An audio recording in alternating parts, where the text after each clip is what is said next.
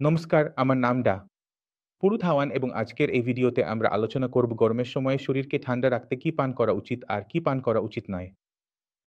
কারণ গরমের সময় এলে ছাছ ভালো লাগে, ম্যাঙ্গো শেক ভালো লাগে আর আমাদের পছন্দ বদলে যায়।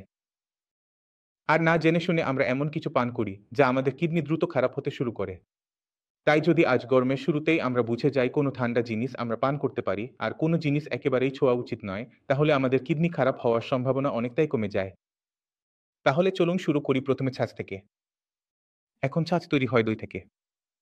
দইয়ে থাকে ল্যাক্টোব্যাসিলাস, যা তৈরি করে ল্যাকটিক অ্যাসিড, মানে অল্প পরিমাণে ছাঁচের মধ্যেও আমরা ল্যাকটিক অ্যাসিড দেখতে পাই। যখন আমরা ছাঁচ খাচ্ছি তখন ল্যাকটিক অ্যাসিড আমাদের শরীরে যাচ্ছে এবং এই ল্যাকটিক অ্যাসিডই আমাদের রক্তকে আরও অ্যাসিডিক করে তুলছে। এখন যারা এই চ্যানেল আগে থেকেই দেখছেন তারা জানেন যে আমাদের কিডনি শুধু ক্রিয়েটিনিন, ইউরিয়া বা ইউরিন তৈরি করে না, বরং কিডনি অ্যাসিডও শরীর থেকে বের করে দেয়। যখন আপনার কিডনি খারাপ হতে শুরু করে তখন অ্যাসিড শরীর থেকে বের হতে পারে না। যখন সেটা বের হতে পারে না, তখন সেটা শরীরে জমা হতে থাকে। এখন সেটা আগেই জমে গেছে কারণ কিডনি তো খারাপ হচ্ছিল। এখন আপনি উপর থেকে আরো ল্যাকটিক অ্যাসিড যোগ করলেন, তাহলে কি হবে? অ্যাসিডিক স্বভাব আরো বেড়ে গেল। এর ফলাফল হচ্ছে কিডনি আরো দ্রুত খারাপ হতে শুরু করে। আমাদের রক্তের মধ্যে যে বাইকার্বনেট আয়ন আছে, সেগুলো কমতে শুরু করে এবং আমাদের ডিটারজেন্ট স্পিড বেড়ে যায়। শরীরে মেটাবলিক অ্যাসিডোসিস শুরু হয়ে যায়। এই কারণেই দই, ছাঁচ, লস্যি এসব খেতে নিষেধ করা হয়, কারণ এগুলোর মধ্যে ল্যাকটিক অ্যাসিড থাকে। আরেকটা কারণ হলো এগুলো সবই তরল, তাই কিডনি ফেলিওর রোগী যদি অপ্রয়োজনীয়ভাবে শরীরে বেশি তরল নেয় এবং সেটা কিডনিকে দেয়, যেন কিডনি সেটা বের করে দেয়, তাহলে কিডনির উপর চাপ পড়ে এবং আমরা চাই না এই বাড়তি চাপ কিডনির উপর পড়ুক। এই কারণেই আমরা তৈলের পরিমাণ নিয়ন্ত্রণে রাখতে পছন্দ করি। দ্বিতীয় যে বিষয়টা আপনাকে খেয়াল রাখতে হবে সেটা হলো ম্যাঙ্গো শেক। এখন ম্যাঙ্গো শেক এমন একটা জিনিস যা গরমকালে খুব সহজেই পাওয়া যায়। প্রায় প্রতিটা বাড়িতেই এটা বানানো শুরু হয় কারণ আমও পাওয়া যাচ্ছে। আপনি আম দুধের মধ্যে দিয়ে ম্যাঙ্গো শেক বানালেন, পুরো পরিবার মিলে উপভোগ করুন। কিন্তু এই ম্যাঙ্গো শেক আবার কিডনি ফেলিওর রোগীদের জন্য ক্ষতিকর এবং এমন ক্ষতি করে যে ক্রিয়েটিনিনের মাত্রা সপ্তাহে সপ্তাহে বাড়তে শুরু করে। ১ সপ্তাহ আগে ছিল ৪, সরাসরি সেটা ৫ বা ৬ হয়ে যাচ্ছে। এখন গুরুত্বপূর্ণ বিষয় হচ্ছে এটা কেন হচ্ছে? একই কারণ। আপনার বিয়ের মধ্যে কি ছিল? Lactic acid. আপনার আমের মধ্যে কি থাকে? অ্যাসকর্বিক অ্যাসিড, সিট্রিক অ্যাসিড আর টার্টারিক অ্যাসিড। ৩ টিই তো অ্যাসিড, তাই না? এগুলো আপনার পিএইচ কমিয়ে দেবে। মেটাবলিক অ্যাসিডোসিস শুরু হবে এবং কিডনি খারাপ হওয়ার যে প্রবণতা সেটা দ্রুত বাড়তে থাকে এবং আমাদের কিডনি দ্রুত খারাপ হতে শুরু করে। এখন এমন না যে এটা শুধু টক জাতীয় জিনিস থেকেই হয়। কমলা, মৌসুমী, কিন্নু, আম, আচার, চাটনি সবই আছে, তাই তো? এটা আরো কিছু জিনিস থেকেও হয় যেগুলো অ্যাসিডিক নয়, যার মধ্যে সবচেয়ে উপরে আছে চা। কারণ ভারতে চা অনেক বেশি খাওয়া হয়।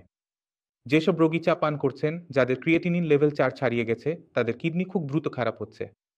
তারা ওষুধও খাচ্ছেন, তবুও লেভেল বাড়তেই থাকছে, কারণ চা খাওয়ার কারণে আমাদের শরীরে অ্যাসিড তৈরি হওয়া শুরু হয়। এটাই প্রথম বিষয়। এটা কেন হয়? কেন হয় সেটা আমি জানি না। কিন্তু আমরা আমাদের প্র্যাকটিসে এটা লক্ষ্য করেছি। যখনই কোনো কিডনি ফেলিওর রোগী, যার ক্রিয়েটিনিন লেভেল ৪ ছাড়িয়ে গেছে, চা পান করেন, যতক্ষণ না তিনি চা বন্ধ করেন, ততক্ষণ তার অবস্থা স্থিতিশীল হয় না। তাই আমার পরামর্শ হচ্ছে সব কিডনি ফেলিওর রোগীদের জন্য, যদি আমাদের কিডনি খারাপ হচ্ছে, তাহলে চা এবং কফি দুটোরই সেবন বন্ধ করে দেওয়া উচিত। আর চায়ের আরেকটা ক্ষতি হলো, চায়ের মধ্যে কিছু ফ্ল্যাভোনয়েড থাকে, যা আয়রন শোষণকে বাধা দেয়। মানে আমার শরীরে কিডনি খারাপ হওয়ার কারণে রক্ত কম তৈরি হচ্ছে, ঠিক আছে। আমার হিমোগ্লোবিন ৮, ৯, ৭ যেই লেভেলই হোক, আমি চা খাচ্ছি, তখন খাবারের মধ্যে থাকা আয়রন, যা আমার অন্ত্র থেকে শোষিত হয়ে রক্তে চলে আসার কথা ছিল, সেটা আসতে পারছে না, কারণ আমি খাওয়ার পর কোনো না কোনোভাবে চা বা কফি খেয়ে ফেলি। তাই আপনাকে চা ও কফি ২ কারণে বন্ধ করতে হয়। একটা হলো যাতে আয়রন ভালোভাবে শোষিত হতে পারে, আরেকটা হলো শরীরের ভেতরে অজানা উপায়ে অ্যাসিডের উৎপাদন বেশি না হয় এবং আমাদের ক্রিয়েটিনিন দ্রুত না বাড়ে। আপনাকে আর কি খেয়াল রাখতে হবে সেটা হলো, যখনই আপনার মনে হয় খুব গরম লাগছে, কিছু পান করতে ইচ্ছা করছে, খুব পিপাসা লাগছে, কিছু মিষ্টি পান করতে ইচ্ছা করছে, তখন আমি সবসময় আমার রোগীদের পরামর্শ দিই যে তারা কি করবে, একটু ঠান্ডা দুধ নিয়ে নিন ১ কাপ। বেশি না, ১ কাপ ঠান্ডা দুধ। ফ্রিজ থেকেও বের করে নিন, একটু ঠান্ডা হতে দিন। যদি তুমি এটা খাও তাহলে কোনো সমস্যা নেই।